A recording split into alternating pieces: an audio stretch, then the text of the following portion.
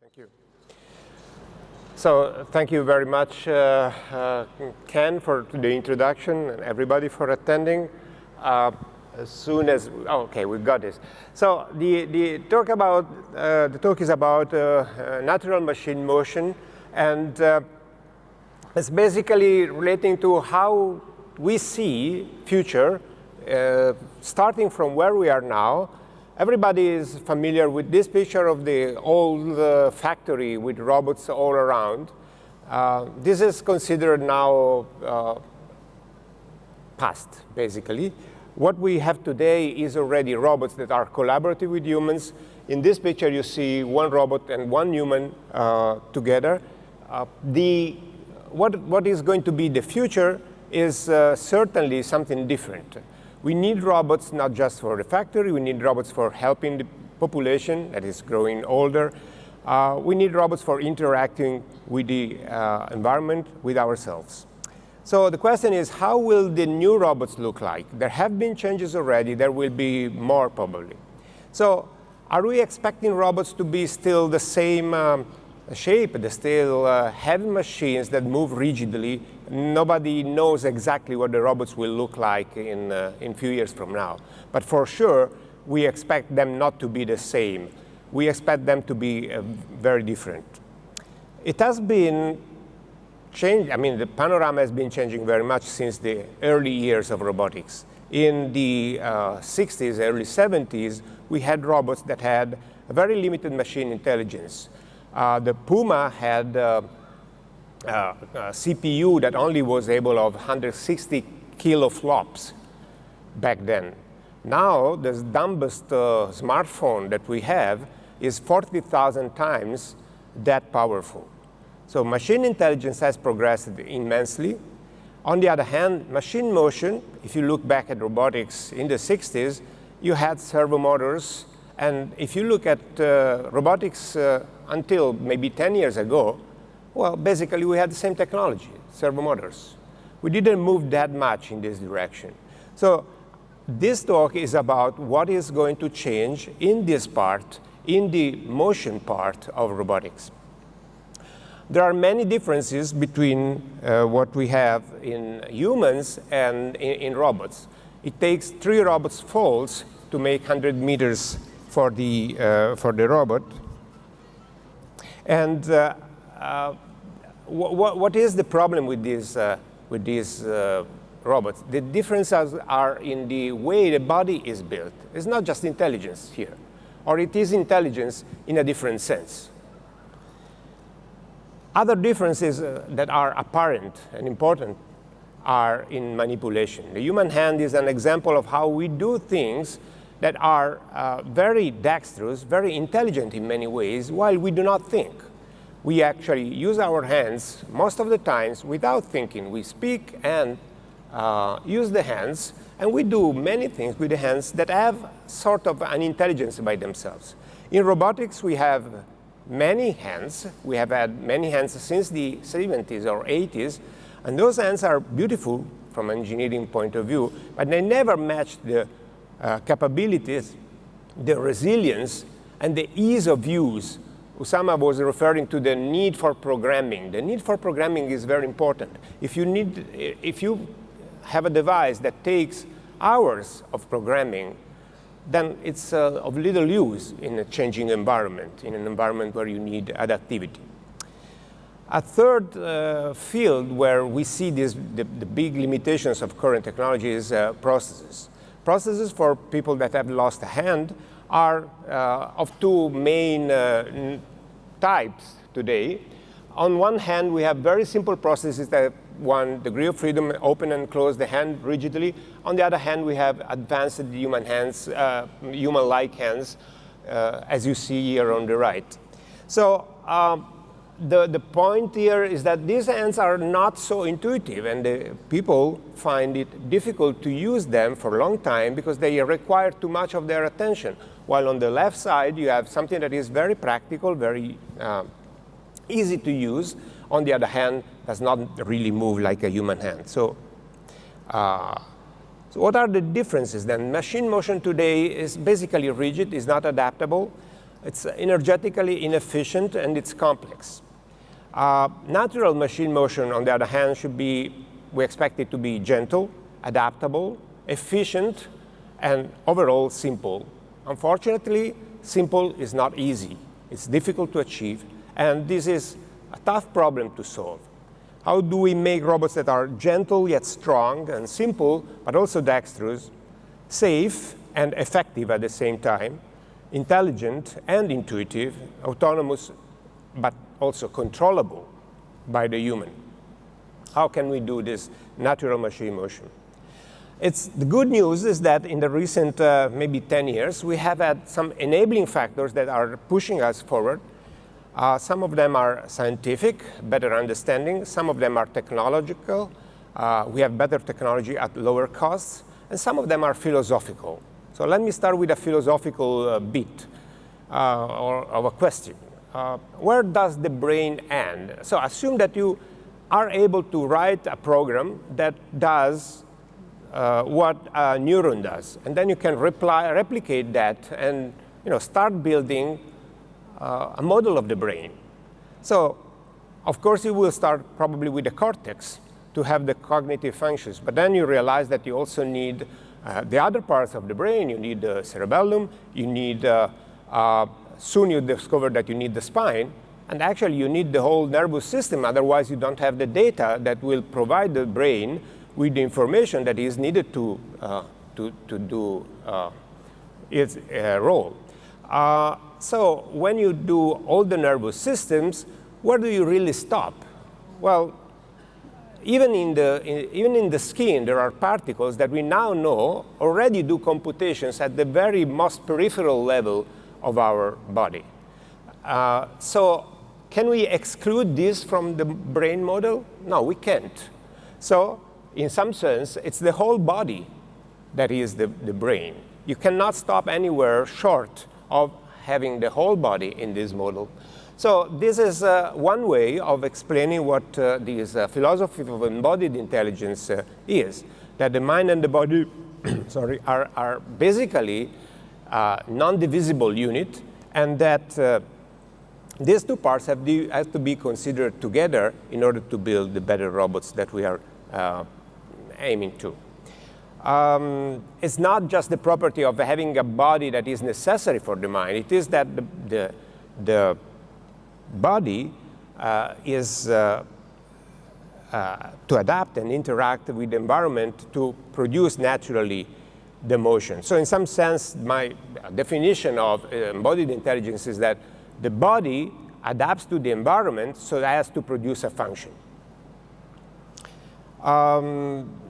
This, in other senses, means that it is the body that not just limits the brain, but defines the brain, the way the brain works. So the constraints are really there to organize and, in some sense, to define what the cognition is.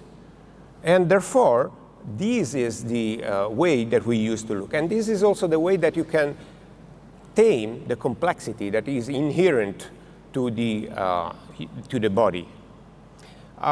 So therefore, there is a body language in some sense. It's these synergies that are those constraints that organize the complexity, that are the words of an the letters of an alphabet that constructs the language by which the human body speaks. And if you want to have a dialogue between the human and the robot, you have to understand this language. For instance, if you want to control a robot hand, then you have to program it, and this is the human that talks to the artificial. If you have haptic interface, it is the environment, the virtual environment, or remote environment that speaks to the human. Therefore, you have to understand how to speak to the human through this organization. And finally, if you have a prosthesis, for instance, then you have the human and the artificial that talk both ways, afferent and efferent to the device. So basically, it's ourselves looking into the artificial and seeing there reflected ourselves and trying to understand what is there in order to build better machines for our own well-believing. So enabling science, I mentioned, neurosciences and motor control converge to give us an insight. So in hands, which is my main topic today, is, for instance, the observation that hands are used in a statistically consistent way by which some of the motion of the hands are more frequent than other of the motions of the hand. So the first motion that you see on the left here is the most used way of using the hands that describes statistically, geometrically, how the hand moves. If you use this hand, this simplified hand, you can simplify the design of hands and have something much simpler. On the other hand, if you just do this, it's a pure mathematical, rigid approximation of the hand. You try to close the hand, you will never get an object because the object will not have the same shape of that simplification. So it's an oversimplification. Where is the problem? The problem is that this is impossible. Why is that? It's because it's rigid, and nature is not rigid. Nature is soft indeed. All natural elements that you have in the evolution have degrees of softness, be it in the vertebrates where you have continuum softness, or vertebrates where you have parts that are rigid but parts that are soft, and they're working together. So the human muscular system is the same, and our body is compliant, is soft. This is important because we can build robots that have the same characteristics. And this is very popular. This year we have seen so many. Here are two examples of an articulated soft robot, which is the common here. I see Alex here that did this experiment. And on the other hand, this is Nikos Tsagarakis, Alex Lee, and others. And continuum soft robots, Cecilia Lasky, Barbara Masolai. This is the octopus they did in Pisa some years ago. What is the point? Actuation is important, softness is important. Why is that? Is it that just technology? Well, motors are pretty good. The electric motor technology is not much worse. Actually, it's better in some terms with respect to the mammalian skeletal muscle. It is the way it is arranged. So the transportation cost of a robot is much worse than that of a human, although the electric motor has capabilities that outperform the human muscle. So what is the point? The point is that we arrange things in a different way and we control them in a different way. So there has been quite a lot of attention in the robotics community to move from the servo motor scheme towards more compliant robots. Series elastic actuators have been around now for some 20 years. Variable stiffness actuators are a different approach that we have been pursuing, by which you have robot muscles, basically, that can change their stiffness depending on the need and depending on the task. Here are some variable stiffness actuators that were made in our lab and that are now available, and that, as you can see, mimic in a pretty good way the shape of the behavior of human muscles. And then if you apply the idea of synergies and the idea of soft robotics, then you can build a model of soft synergies that basically tells you how to build a hand that has a reference that you learn from the synergy model of the hand and a behavior that is dictated by softness, so that the same hand can grasp different objects with the same command in a very natural way so as to adapt to the environment. And this is actually the same that you have with humans. This is a very simple experiment where we have an hologram of an object and a person that grasps that object. So you see that the person grasps the hologram of the object, not putting the fingers exactly where they would be on the surface, but actually overshooting the object. So you go inside, which is the model of the synergy that you had that would go inside. You expect there to be an object that would repel, that would oppose, and therefore you overshoot just to impose the forces. And then you realize that the object is not there, so you give up. Here is the Pisa IIT soft hand that we designed some 5 years ago. Here is the hand that is designed exactly according to these principles, that takes different shapes depending on the object that it has. The hand has only one motor, so it's extremely simple, but can do many different things, as you can see from these videos. It seems that it has more degrees of freedom because it adapt to the environment in a natural way. So the hand can, for instance, grasp very delicately different objects, but it can also be very robust and resilient. Here is Manuel Catalan, who is the main owner of the hand, is the only person allowed to do this with the hand itself.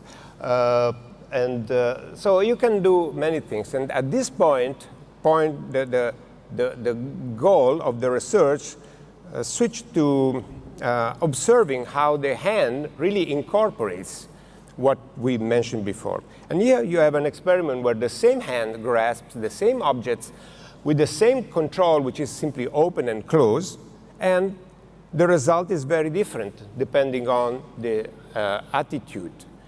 Why is that? Because it has some intelligence embodied. So it's the body, the same body, and the environment, they determine the function. Now, point now is how do we give back, in some sense, to humans, and how do we do applications that are useful? It has been very important to us, very fulfilling, I must say, to see how this hand could help people that have lost their hand. So here we have a first experiment with a patient, first patient that we had with a prosthetic hand. You can see that the hand is controlled. It's a very simple control. The hand has 19 degrees of freedom, but one single channel for input. And the person was very natural. In few days, used the hand to do these tasks. These are very natural tasks. The work is progressing in these applications. Main worth of the hand is its robustness, its simplicity of use. And here is the hand at the Mayo Clinic being used by several other patients to do everyday tasks like cutting a hamburger or cooking or wiping the floor.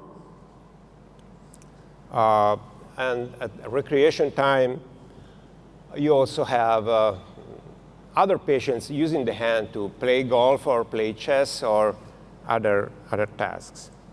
It's, this is experiments at the Rehabilitation Institute of Chicago, very recent, using the hand and using a wrist that was developed at the Rehabilitation Institute of Chicago. In this institute, they have developed a very advanced technology for getting more inputs from the amputee. They use a technique that is called transmuscular reinnervation, where they use the nerves that have been amputated to bring them back to the pectoral area and then get several signals. So we have now more than one signal to control the hand, EMG signal. And here are persons that are using the hand and the wrist together by using this advanced technology of EMG. So the collaboration was successful in this respect. These are very recent. At ETH in Zurich recently, they organized a competition. It's like a Formula One of the version of the Paralympics, where the focus was not just on the athletes, but was also on the machines that the athletes were driving. So for prosthetics, for instance, there was this competition that had all the athletes use different prostheses and compete in on a series of tasks that you see in part here. So all the prosthetic hands were there with the purpose of comparing and improving the technology. And here is Clint Olson, that was our pilot. He's an American who has been working with us using the prosthetic hand that we developed. And he is now going to, in this video, going to show the performance. It was a very interesting set of tasks and a very nice environment where these people got very well together in the competition with a very good spirit of collaborating for improving the technology. Let me finish with something that is relating to our previous talk and also to another important task, that is the task of helping in disaster scenarios like the one that you see here. And again, we are coming to robot avatars, and I don't think it's a chance that we are talking about the same thing, because I really think this is going to be very important again. Avatars are not a new idea, but it seems to me that these are now going to be the way to go forward. So we started thinking that if you want to help in a disaster scenario, you do not need full autonomy. You need something that works in the scenario, and avatars are probably the best solution for that. So we started developing interfaces. Here is a very simple interface that moves the robot in this environment and looks around. Of course, the robot is moving in simulation here, but you can abstract from the mobility type of the robot and simply have a local controller that takes care of the stability of motion, be it on wheels or be it on legs, or be it on underwater, as Usama showed, or be it flying. And then you have a person that moves the hands and the shoulder to achieve the task. Here is the wearable human-robot interaction technologies that we have developed in the lab. As you can see, the person is not wearing any exoskeleton here. It is not even using the phantom-like desk-based devices that we've seen in the previous talk. Is simply wearing some devices that have been developed, in part commercial, the Oculus or the Mayo sensors here, and in part developed by our own lab, to measure the position of the human and to give cutaneous feedback to the robot, to the person. And you see a simple task of cutting bread here that is brought forward by this person that sees the scene remotely in his goggles here. So we went forward and we developed a little avatar here that is stabilized on wheels. And here is the pilot that sends commands. So the robot uses these robot muscles, as we call them, to both mimic motion and also mimic the stiffness of the person. So the person can do some motion where he's compliant, or can stiffen up to do something that requires more force. Here is a task grasping a ball, but the time is running, so let me wrap up quickly. Here is the robot that is in another room grasping a bag of garbage with the human controlling it. Not just the motion of the arms, but also the locomotion of the robot, and what the robot sees are shared between the human and the robot. So you can control these things in a very nice way, in a very effective way, actually. And you can do things like disposing of this bag.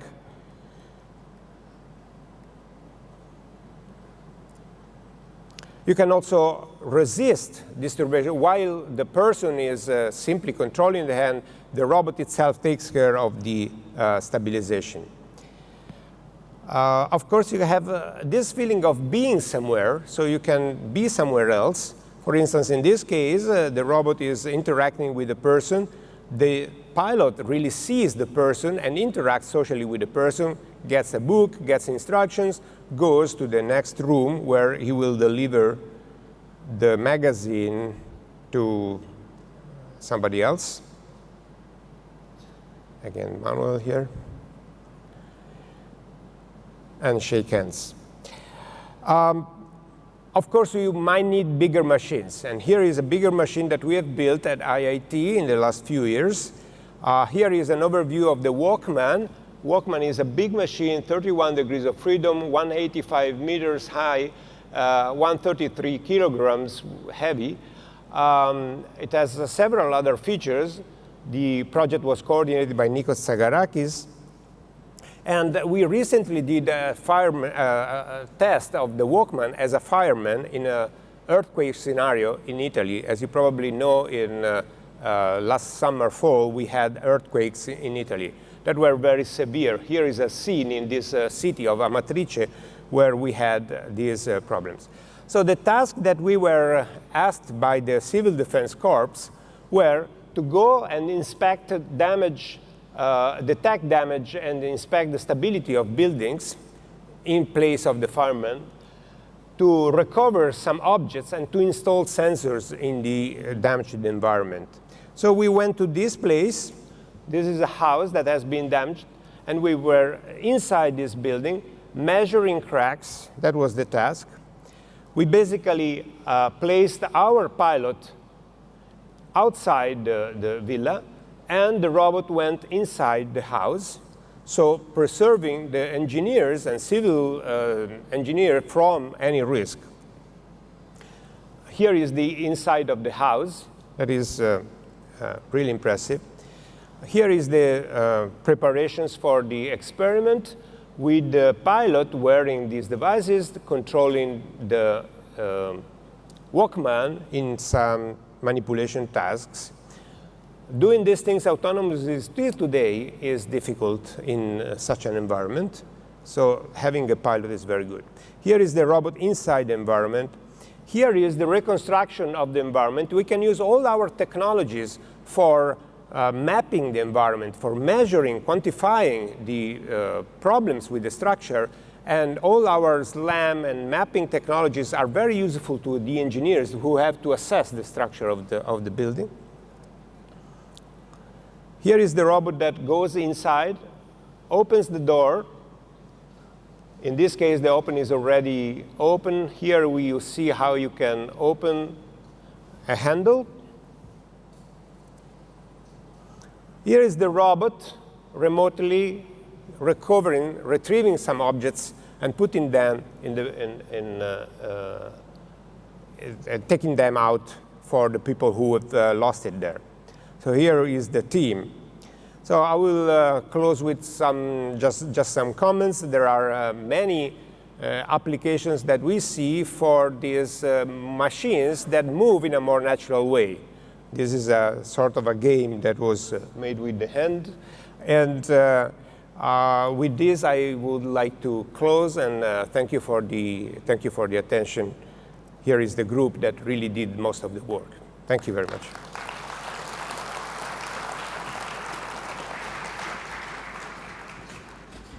Excellent. Thank you, Antonio. That was a terrific talk. And also, I want to mention that we gave him an extra minute because it's his birthday today. Happy birthday, Antonio.